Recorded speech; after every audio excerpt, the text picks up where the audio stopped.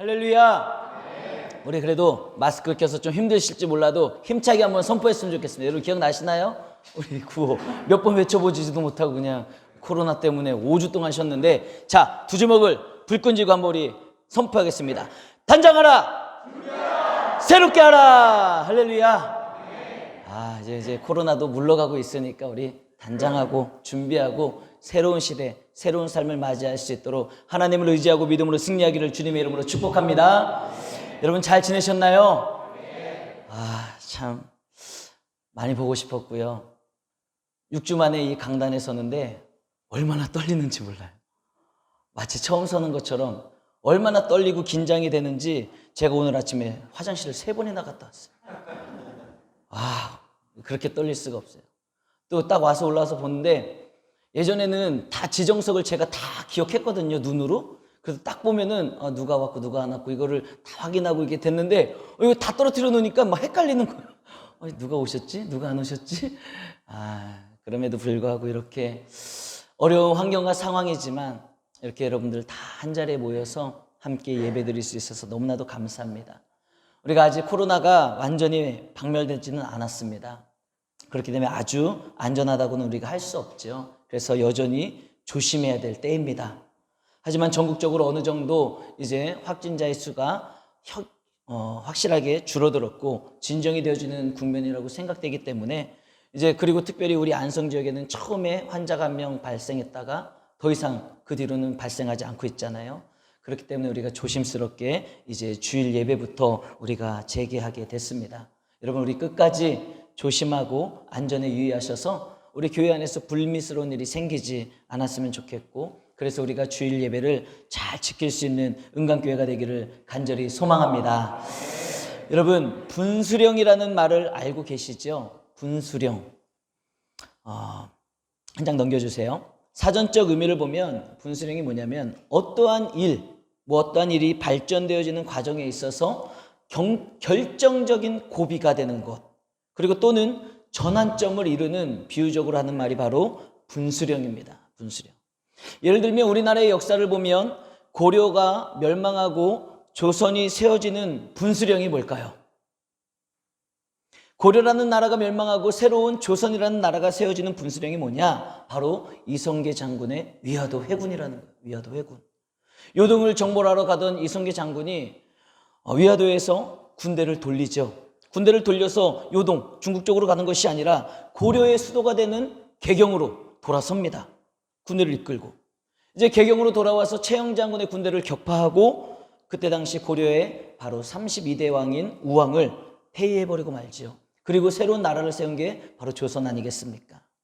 이렇게 고려가 멸망하고 조선이라는 새로운 나라가 세워지는 분수령이 뭐예요? 바로 이성계 장군의 위화도 회군이었다라는 거예요. 그런가 하면 사도 바울의 인생에 있어서 사도 바울이 새로운 인생을 살아가게 되는 분수령은 무엇일까? 사도 바울의 인생을 확실하게 바꿔버린 사도 바울의 인생에 있어서의 분수령이 되는 사건, 여러분 뭐가 될까요? 바로 다메섹 도상에서 빛으로 오신 예수 그리스도를 만난 사건. 그 그리스도인들을 핍박하기 위해 죽이기 위해 다메섹으로 가다가 그 입구에서 부활하신 예수 그리스도, 빛으로 오신 예수 그리스도를 만나게 되잖아요. 그 예수님을 만난 사건이 바로 사도 바울의 인생을 180도 바꿔버리는 인생의 분수령이 됐다는 것입니다. 한 장 넘겨주세요. 그렇다면 우리 기독교의 역사의 분수령은 뭘까요? 이게 답이에요. 우리 기독교의 역사를 완전히 바꿔버리는 분수령은 뭐냐? 바로 예수 그리스도의 부활과 승천이라는 거예요. 예수님의 부활과 승천. 올해 2020년도에는 부활절을 우리 성도님들과 함께 못 보내서 얼마나 아쉬웠고 얼마나 속상했는지 몰라요. 우리가 원래 부활절이 되면은 뭘 하나요? 이 따뜻한 봄 햇살을 맞으면서 토요일날 다 같이 모여서 대청소를 하고 부활절을 맞이할 준비를 하고 부활절 예배를 드리고 오후가 되면은 그냥 다 모여가지고 이웃들에게 부활의 기쁜 소식을 전하면서 달걀을 전하면서 얼마나 활기차게 우리가 했어요. 그런데 올해는 코로나19로 인해서 만나지도 못하고 모이지도 못하고 부활절 예배도 드리지 못하고 이웃들에게 부활의 소식도 전하지 못하는 너무나도 안타까운 현실 속에 얼마나 실망했는지 모릅니다. 사랑하는 성도 여러분, 그러나 예수님은 죽음을 이기시고 부활하신 승리의 주님이신 줄 믿으시길 바랍니다. 우리가 비록 전하지는 못했다 할지라도, 우리가 함께 모이지는 못했다 할지라도 예수님의 부활은 여전히 변함없다라는 거예요. 부활의 승리의 주님은 여전히 변함없는 줄 믿으시길 바랍니다. 그 부활의 승리를 믿는 자들에게 하나님의 능력과 힘과 역사하심이 있게 될 줄로 믿습니다. 여러분, 그 부활의 주님을 믿는 자들에게 부활의 승리가 우리의 것이 되는 거예요. 당시에 예수님의 제자들은 부활하신 예수님으로 인해 얼마나 힘을 얻었을까? 우리 한 장만 넘겨주시겠어요? 이 그림이 아마 좀 멀리 있어서 잘 보이시지는 않을 텐데 앞에 있는 분들 한번 가만히 보세요. 이 제자들의 표정 아니면 제자들의 손동작, 손 모양 한번 보세요. 이 그림에서는 부활하신 예수님을 만난 제자들의 모습이에요. 제가 이 설교를 준비하면서 이 그림을 보면서 제자들의 얼굴 표정이 장난이 아니구나. 얼마나 밝고 좋은지 몰라요. 막 부활하신 예수님을 만난 제자들의 표정이요, 막 웃고 생기가 넘치고, 보세요, 손동작. 주님, 주님이 살아나셨어요. 그런 모습들 보이시나요? 얼마나 부활하신 예수님을 바라보면서 제자들이 기뻐하고 즐거워하고 부활하신 주님이 함께 하시는 그 자체만으로 인해 제자들이 얼마나 지금 힘을 얻고 있는지 모른다는 거예요. 이 제자들 가운데 의심 많은 도마, 얼마나 의심이 많은 사람이에요. 그 의심 많은 도마도 부활하신 주님을 만나고 주님의 손에 있는 못자국, 옆구리에 창자국을 만져보고 나서 그 의심이, 모든 의심이 싹 다 사라지고 믿음의 사람으로 거듭났습니다. 할렐루야. 얼마나 기뻤겠어요. 죽은 줄만 알았던 예수님이 부활하셨네, 살아나셨네, 지금 내 눈앞에 와 계시네. 그 모든 흔적들을 만지면서 주님은 정말 살아나셨구나, 부활하셨구나. 도마는요, 그 의심 얼마나 많았습니까? 싹 다 사라지고 믿음의 사람으로 거듭난 거예요. 뿐만 아니라 3번이나 예수님을 모른다, 아니다, 나는 아니다, 나는 저 사람과 상관없다 부인했던 베드로. 그렇게 3번이나 부인하고 도망쳤던 베드로. 그런데 부활하신 주님께서 베드로를 만나시고 베드로를 용서해 주시고 베드로를 사랑해 주셨을 때, 여러분, 베드로가 그 다시 살아나신 부활하신 주님을 만났을 때 얼마나 마음의 감동이 컸겠습니까? 그 주님이 지금 나와 함께 하시다라는 그 현실 속에 베드로의 마음이 얼마나 힘을 얻었겠냐 이거예요. 그런데 문제는 뭘까요? 그 부활하신 예수님께서 이제 우리와 함께 계시겠구나. 이 제자들의 마음이 그랬던 거예요. 이제 이 부활하신 주님이 우리와 함께 계시겠구나. 이제 우리는 걱정 의심 없어. 주님이 계시잖아. 그것도 부활하신 주님이. 얼마나 힘이 됐겠냐 이거예요. 근데 문제가 뭐예요? 40일 만에 예수님이 뭐라고 하시는 거예요?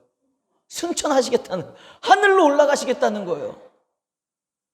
오늘 본문의 말씀이 바로 그 내용이잖아요.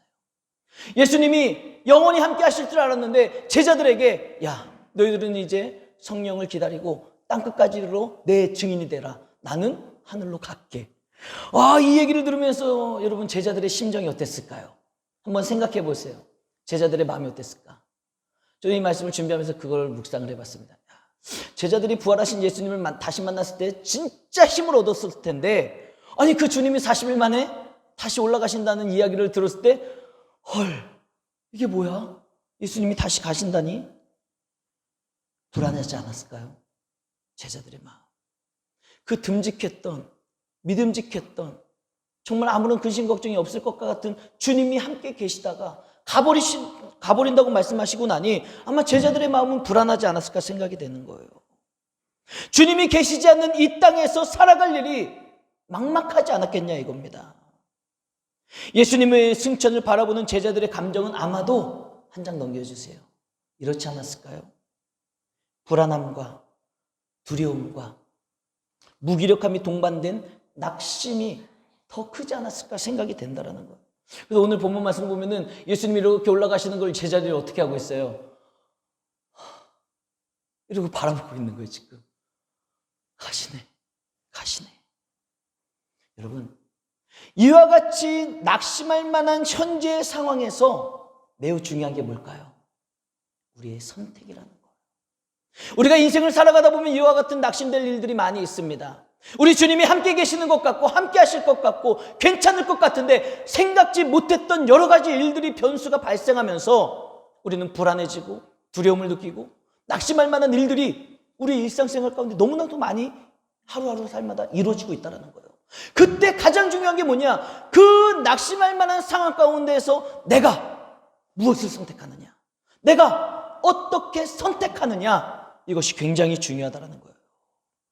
그 한 번의 선택이 저 여러분들의 인생을 정말 우울한 감정으로 나락으로 떨어뜨릴 수도 있는 것이고요, 오히려 그때 선택하는 하나의 선택이 우리의 신앙과 성도로서의 믿음의 삶을 한 단계 업그레이드 시키고 단단하게 만들어버리는 신앙의 분수령이 될 수 있다는 거예요. 다시금 온전한 신앙인으로 거듭날 수 있는 전환점, 결정적인 고비가 될 수 있다는 말씀입니다. 그렇다면 여러분, 과연 하늘로 올라가시는 예수님을 바라보던 제자들의 선택은 무엇이었을까? 과연 제자들은 그 승천하시는 예수님을 바라보며 두려울 수도 있고 낙심될 수도 있고 무기력해질 수 있는 그 상황 가운데 제자들이 내린 선택 뭘까요? 1번, 한번 여러분 마음속으로 생각해 보세요. 1번, 예수님이 험하게 저렇게 올라가고 마시는구나. 아유, 예수님도 없는데 뭐해? 그냥 돌아가야 되겠다. 나도 내 살 국내야지. 우리 집으로, 내 직장으로, 내 사업장으로 그냥 나도 돌아가야지. 2번, 아니야, 예수님은 다시 오신다고 말씀해 주셨잖아. 분명히 예수님은 다시 오실 거야. 그 다시 오실 주님을 믿고 기대하는 마음으로 기도하며 기다리자. 몇 번일까요? 2번이죠. 당연히 정답은 2번입니다. 여러분, 제자들은요, 예수님의 그 승천하시는 모습을 보면서 아니, 앞으로 주님이 계시지 않는 이 땅에서의 어떻게 살아갈까? 두려움이 있었어요. 불안함이 있었습니다. 걱정되는 일이 태산같이 있었을 것입니다. 그러나 그들의 선택은 무엇입니까? 그 불안함, 두려움, 그 모든 것들을 다 밀어버리고 다시 오실 예수님을 믿고 기다리기로 선택한 것이 바로 그 당시 제자들의 선택이었다는 거예요.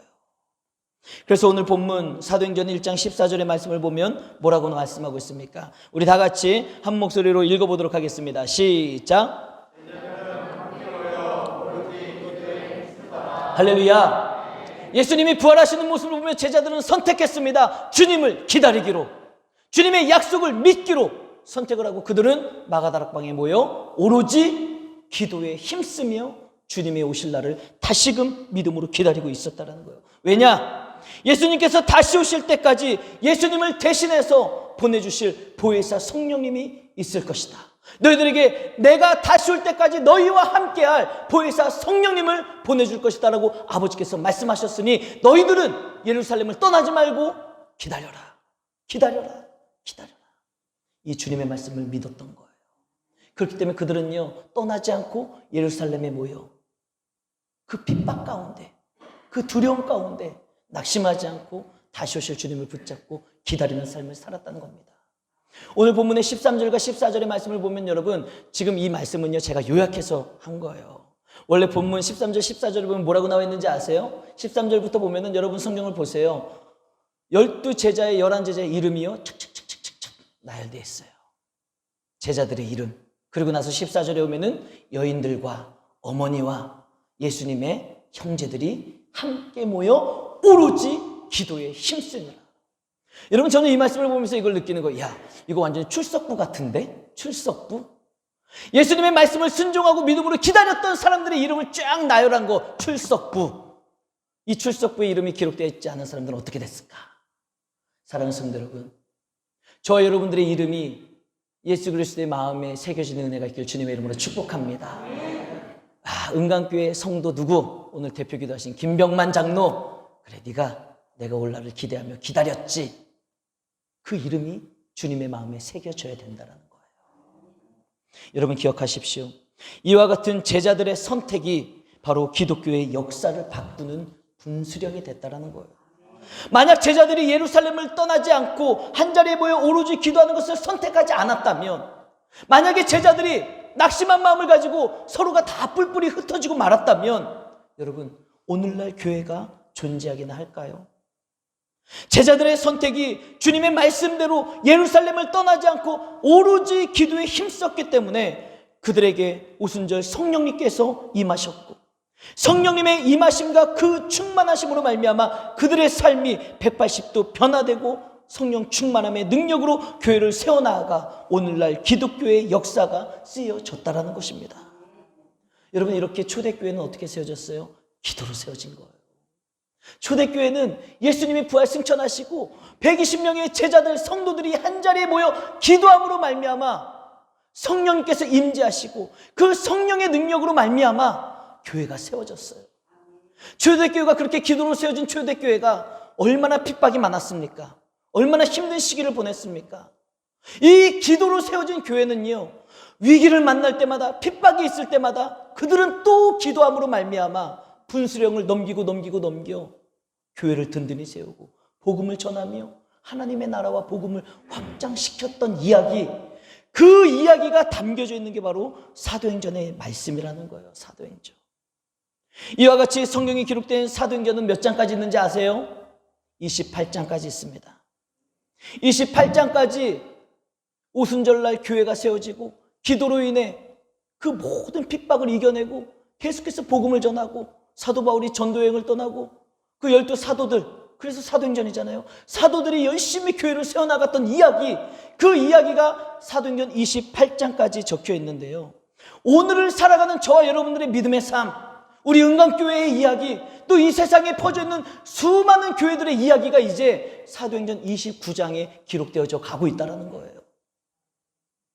남풍리 땅에 교인들이 모여 은강교회를 세우다. 사도행전 29장 1절 말씀. 신철 목사가 6대 담임 목사로 부임해서 은강교회 성도들과 함께 단기 선교를 가고 교회를 든든히 세우고 이웃들에게 복음을 전했더라. 사도행전 29장 2절 말씀. 여러분, 오늘날 교회의 이야기가 계속해서 쓰여져 나가고 있다. 그렇다면 중요한 게 뭐겠습니까? 초대교회가 세워지고 그 교회가 위기와 고비마다 기도로 이겨내며 기도가 분수령이 되고 더욱더 복음이 전파되었던 것처럼 오늘날 사도행전이 저와 여러분들이 주는 메시지가 바로 이거라는 거예요.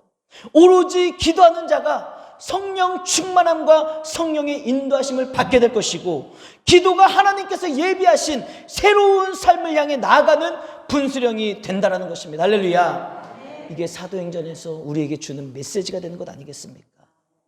여러분, 기도로 세워진 교회가 위기마다 기도로 이겨냈고, 오늘을 살아가는 교회가 되는 저와 여러분들도 기도로 위기를 이겨내며 분수령을 삼아 신앙과 믿음이 더욱더 성장하고 복음을 전하는 우리 모두가 되기를 주님의 이름으로 축복합니다. 그런데 중요한 게 있습니다. 여러분, 우리의 기도가 여러분 성숙한 기도가 돼야 된다는 거예요. 성숙한 기도. 사도행전 4장, 그러면 사도행전에 기록된 초대교회의 그 믿음의 선배들의 기도가 어땠냐, 우리가 좀 살펴봐야 되지 않겠습니까? 사도행전 4장을 보면 믿는 사람들의 기도가 나옵니다. 당시 상황을 보면 어떠냐, 베드로와 요한이 이제 예수님의 이름으로 얼마나 놀라운 능력들을 행했어요. 안진뱅이를 일으키고 막 복음을 전할 때, 예수의 이름으로 선포할 때 막 3,000명씩 회개하고 돌아오고 놀라운 역사가 일어났잖아요. 그때 베드로와 요한이 공회에 잡혀가게 되는 거예요. 잡혀가가지고 막 신문을 당합니다. 취조를 당합니다. 그리고 그 공회 회원들이, 제사장이, 대제사장이, 바리새인들이 뭐라고 이야기하는지 아세요? 베드로, 요한, 잘 들어. 당신들 우리가 이번에는 풀어주기는 하는데 돌아가서 다시 한번 예수의 옛자도 꺼내지만 해봐. 가만두지 않을 거야. 예수의 옛자라 꺼내기만 해봐. 너희들은 살기 힘들 거야. 얼마나 겁박을 했는지 몰라요. 성경 사도행전 4장에 보면 뭐라고 나오는지 아세요? 그들에게 엄히 경고하고, 엄하게 경고하고 그들이 풀려나게 됩니다. 여러분, 지금 베드로와 요한이 공회의 그 심판을 받고 엄하게 경고를 받았다는 것이 무엇을 의미하는지 아십니까? 얼마 전에 어떤 사건이 있었어요. 예수님이 그 공회에 끌려가셨잖아요. 그 공회에 끌려가시고 심판을 신문을 당하시고 결국은 십자가에 못 박혀 돌아가셨던 일이 불과 얼마 전에 있었던 사건이다라는 거예요. 그러므로 지금 그 베드로와 요한 역시 예수님처럼 신문을 당하고 처형을 당할 수 있는 생명의 위협을 느끼는 위기라는 말이 된다는 거예요. 이와 같은 경고를 받은 베드로와 요한이 이제 풀려났잖아요. 풀려나가지고 제자들에게, 성도들에게 돌아갑니다. 돌아가서 뭐라고 이야기합니까? 자신들이 당한 일을 이야기하는 거예요. 야, 이번에 이렇게 잡혀가게 됐잖아. 갔더니 앞으로 예수의 옛자도 꺼내지 말래. 그러면 우리 다 죽을 수도 있대. 여러분, 그렇다면 그 이야기를 들은 그 제자들, 다른 성도들은 마음이 어땠을까요? 한번 여러분들이 그 성도들의, 초대교회 성도들가 됐다고 생각하고 한번 생각을 해보세요. 베드로와 요한의 그 죽을 뻔한 이야기, 엄하게 경고를 당하고 풀려난 이야기, 그 이야기를 들은 그 초대교회 성도들의 마음이 어떻겠냐 이거예요. 아차하면 우리도 죽겠구나. 다시 말해서 내가 계속해서 교회 다니며 신앙생활하고 예수님의 복음을 전하다가는 나도 죽을 수 있겠구나. 이런 위협을 아마 느꼈을 거라는 거예요. 초대교회 성도들이. 여러분, 그런데 그때 믿음의 사람들이 어떻게 기도하는지 아세요? 여러분 같으면 어떻게 하시겠어요? 오늘날 우리가 살아가는 이 교회를 향해 세상이, 정부가 만약에 당신네 계속 교회를 운영하고 교회를 다니고 전도하고 선교하고 그러면 걸리면은 벌금 100만 원.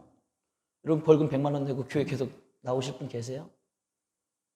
벌금으로 안 되니까 계속해서 교회 다니고 복음 전하고 전도하고 선교하면 구치소에 넣겠어. 고소하겠어. 잡아가겠어. 그런 핍박이 온다면 여러분, 교회 남아서 기도하실 분들이 몇 명이나 될까요? 기도는커녕 벌금이 무서워서 구치소에 가면 안 되니까, 또 가정을 지켜야 되니까 교회를 버리고 하나님을 버리고 신앙을 버리고 다 집으로 돌아가실 분들이 계시지 않겠습니까? 그런데 그와 같은 상황 가운데 사도행전 4장을 보면은 믿음의 형제자매들이 어떻게 기도하는지 아세요? 우리 다 같이 사도행전 4장 29절 말씀 우리 힘차게 한번 읽어보겠습니다. 시작. 굽어보시고서 또 종들로 하여금 담대히 하나님의 말씀을 전하게 하여 주시옵소서. 할렐루야. 여러분, 지금 초대교회 성도들의 기도가 어떤 기도인지 느껴지십니까? 그들의 기도는요, 자신들이 원하는 결론을 딱 내려놓고 자신들이 원하는 대로 해달라는 기도가 아니었어요. 도망친 사람도 없습니다. 그들의 기도는 무엇입니까? 지금 우리의 생명을 위협하는 이 위기 속에서 살려달라, 건져달라, 그들을 무너뜨려달라, 이런 기도가 아니라 그들의 기도는 이런 기도예요. 생사를 가르는 그 위협 앞에서 하나님, 강한 마음을 주십시오. 하나님, 담대한 마음을 주셔서 내가 이 핍박 가운데, 힘든 이 세상 가운데 신앙을 지키고 말씀을 전할 수 있는 그 담대함을 주시옵소서. 이런 기도를 하고 있다는 거예요. 여러분, 우리의 기도가 바뀌어야 됩니다. 우리 옆 사람과 좀 인사해 볼까요? 우리의 기도가 바뀌어야 됩니다. 여러분, 우리의 기도가 바뀌어야 되는 거예요. 우리는 기도할 때 많은 분들이 이렇게 기도하잖아요. 내가 원하는 결론을 정해놔요. 이미 내가 다 결론을 정해놔요. 이렇게 돼야 된다라는 결론을 정해놓습니다. 그 결론을 정해놓고 뭐라고 기도해요? 하나님, 이렇게 해주세요. 우리의 대부분 기도는 그렇잖아요. 우리가 다 결론을 정해놓고 이렇게 해달라는 기도를 많이 하지 않습니까? 그러나 초대교회 성도들의 기도는 그렇지 않았다라는 거예요. 내가 원하는 결론을 정해놓고 기도하는 것이 아니라, 하나님, 제가 구원받은 제가 주님의 뜻을 따라 살겠습니다. 제가 예수 그리스도의 십자가의 길을 걸어가겠습니다. 제가 하나님을 위한 인생을 살아가겠습니다. 하나님, 나의 이 믿음이 흔들리지 않도록, 나의 이 믿음이 쓰러지지 않도록 저에게 강하고 담대한 마음을 주십시오. 그래서 하나님이 기뻐하시는 결정을 할 수 있는 신앙인이 되게 해주십시오. 초대교회 성도들의 기도였다라는 거예요. 여러분, 잘 보십시오. 초대교회 성도들이 그 위협과 두려움 앞에서 강하고 담대함으로 이 위기를 극복하고 세상의 위협에 굴복하지 아니하고 진리의 말씀을 선포할 수 있는 강하고 담대함을 달라고 하나님 앞에 기도했을 때, 여러분, 어떤 일이 벌어지는지 아세요? 기도가 달라지면 하나님의 역사도 달라지는 거예요. 그들의 기도가 그런 기도로 변화되었을 때 사도행전 4장 31절 어떤 일이 벌어지는지 함께 읽어보겠습니다. 시작. 빌기를 다음에 모인 곳이 진동하더니 무리가 다 성령이 충만하여 담대히 하나님의 말씀을 전하니라. 아멘. 여러분 보세요. 빌기를 다함에 뭐 한 거예요? 기도하기를 마쳤더니 어떤 일이 벌어집니까? 그곳에 진동이 일어나고 성령님이 임재하시는 역사가 일어났다는 거예요. 여러분, 우리들의 기도가 바뀌면 기도하는 그 현장에, 기도하는 여러분들의 인생 가운데 성령의 역사가 임하게 될 줄로 믿습니다.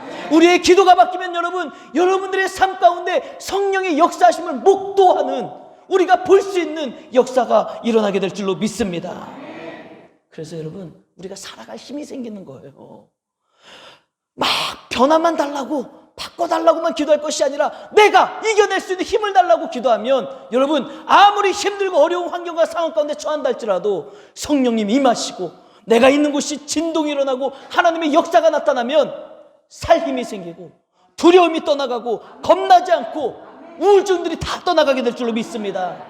오히려 힘과 능력을 받고 승리하는 삶을 살아가게 되는 거예요. 이게 바로 성령의 인도하심, 동행하심, 성령의 역사 아니겠습니까? 사랑하는 성도 여러분, 하나님은 우리의 인생이나 또한 이 세상에 있는 많은 교회들의 역사 속에서 분수령, 새롭게 하실 일, 그 전환점을 주실 때는요, 반드시 기도하게 하신다는 것을 우리가 잊어서는 안 돼요. 나의 인생이 그냥 새로워지는 것이 아니라 분수령을 넘어서야지 새로워지는데, 그 분수령에 뭘 주시는 거예요? 기도하게끔 우리를 몰아가신다라는 거예요. 그래서 하나님께서 계속해서 우리의 인생을 복 주시고 새롭게 하시고 더 단단하게 하시기 위해서 어떻게 하시는 거예요? 기도의 상황, 기도의 상황으로 자꾸만 몰아가신다라는 거예요. 제가 목사잖아요. 근데 저희 어머니가, 제가 전화를 자주 드리거든요. 저한테 가장 많이 하시는 말씀이 뭔지 아세요? 저는 목사로서 나름대로 기도도 하고 성경도 보고 설교도 준비하고 하는데도 저희 어머니는 저한테 처음부터 끝까지 하시는 말씀이 뭔지 아세요? 기도해, 더 기도해. 맨날 그 말씀만 반복하세요. 앵무새도 아닌데 저보고 맨날 기도하래요. 얼마나 기도가 중요하면 그렇겠습니까? 여러분, 우리의 삶의 변화를 놓고 하나님은 기도의 자리로 몰아가신다는 걸 잊지 마시길 바랍니다. 지금 여러분들이 고난을 당하시나요? 어려움이 있으세요? 여러분, 지금 하나님께서 기도의 자리로 몰고 가시는 거예요.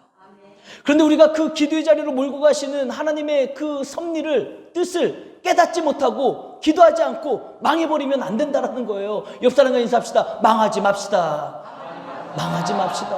여러분, 망하시면 안 돼요. 하나님 지금 기도의 분수령으로 몰고 가시는데, 그 자리 엎드려 기도해야지 우리의 삶이 바뀔 수 있는데, 그것을 모르고 깨닫지 못하고 원망하고 불평한다? 여러분, 망하는 지름길이에요. 우리는 망해서는 안 됩니다. 사랑하는 성도 여러분, 지금이 바로 기도해야 될 때인 줄로 믿습니다. 코로나19가 여러분 우리의 신앙을 얼마나 흐리게 만들고 있습니까? 5주 동안 교회 안 왔더니 교회 가는 게 귀찮지 않으세요? 5주 동안 쉬었더니, 예배 안 드렸더니 텔레비전이 너무 친근한 친구가 되지는 않으셨습니까? 여러분, 코로나19가 우리의 신앙을 얼마나 흐리게 하고 있는지 모른다는 거예요. 우리의 신앙을 느슨하게 만들고 있는지 모른다는 것입니다. 여러분, 이때가 바로 기도해야 될 때라는 거예요. 우리의 삶이 다시 한번 도약하고 믿음으로 세워지기 위해서 바로 지금이 기도해야 될 때라는 사실이에요. 각 사람마다, 각 가족마다 삶의 문제가 없는 사람이 누가 있겠습니까? 여러분들의 인생 가운데 만난 삶의 문제가 있다면, 여러분들을 낙심하게 만드는 일들이 있다면, 그때가 바로 하나님께서 기도하라고 사인을 주시고 몰아가시는 기도의 때라는 것을 잊지 마시길 바랍니다. 우리가 이때 하나님 앞에 기도의 자리로 나와 엎드릴 때 하나님께서 우리의 삶을 변화시키는 삶의 분수령으로 삼아주실 줄로 믿습니다. 여러분, 이때 우리가 어떻게 해야 되는 거예요? 오늘 본문의 제자들처럼 기도의 자리에 나오기로 선택을 해야 되는 거예요. 그 낙심할 만한 일들 앞에서 제자들이 하나님 앞에 모여 흩어지지 아니하고 기도했을 때 성령의 능력을 체험했던 것처럼, 우리가 이 힘들고 어려운 세상 가운데 낙심될 때, 우리의 신앙이 느슨해질 때, 이때 우리의 마음을 다잡고 하나님 앞에 나와 엎드려 기도할 때 성령의 임재하심으로 말미암아 여러분들의 삶의 가정이 진동이 일어나고 하나님의 역사하심으로 말미암아 변화되는 은혜가 있게 될 줄로 믿습니다. 성령의 충만함을 얻어 능력 있는 삶, 승리의 삶을 살게 될 줄로 믿습니다. 그러므로 여러분, 기도가 회복되는 저와 여러분들이 모두가 되기를 주님의 이름으로 축복합니다. 여러분들의 그 간절한 기도, 믿음의 기도가 여러분들의 신앙을 더욱 성장시키고 하나님 아버지께서 예비하신 새로운 삶, 풍성한 삶으로 넘어갈 수 있는 분수령이 되기를 주님의 이름으로 축복합니다. 기도하겠습니다.